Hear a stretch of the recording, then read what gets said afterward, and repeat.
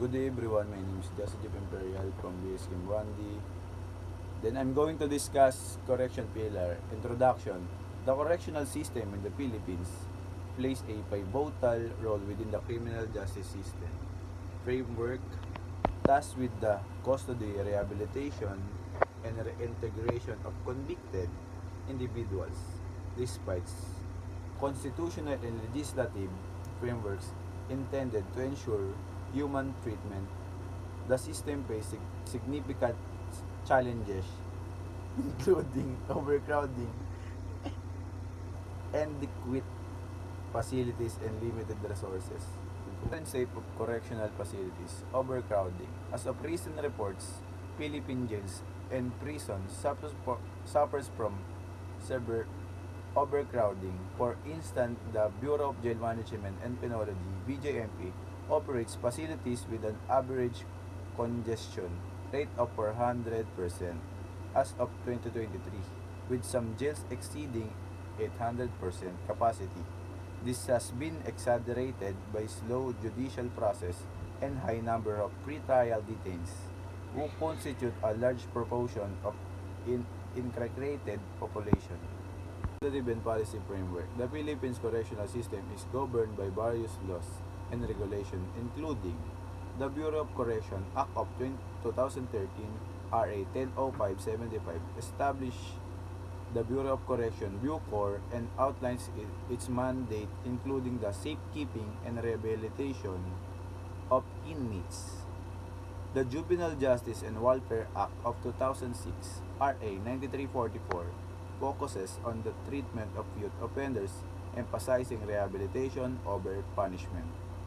The Intermediate Assistance Law allows from possibility of parole for certain offenders, aiming to promote rehabilitation and reintegration into society. And reintegration programs. Rehabilitation programs. Correctional institutions offer various rehabilitation programs aimed at reducing recidivism. This includes educational courses, vocational training, and religious activities.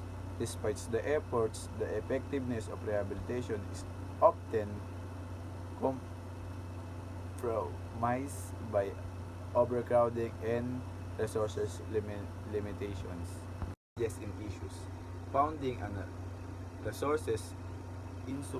Insufficient funding and resources are perennial problem affecting the ability to maintain facilities, provide adequate healthcare, and run effective rehabilitation programs. Judicial delay. Slow judicial process contribute significantly to overcrowding. Many detainees remain in jail for extended periods awaiting trial, leading to congestion and strained resources. Reform initiatives. Decongestion programs. The Philippine government has launched several initiatives aimed at the discongesting jails and prisons, including the construction of new facilities and the implementation of alternative sentencing measures such as probation and parole.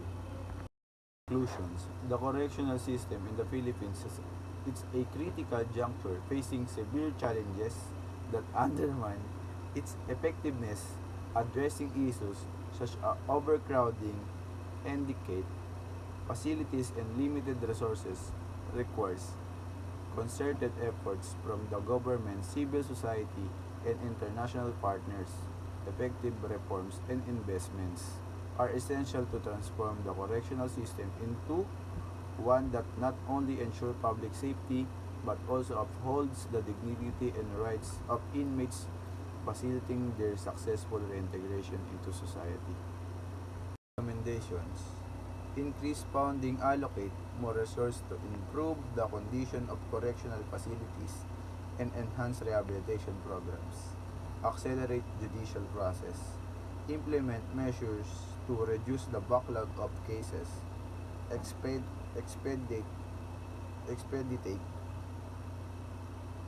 the trial process for detainees.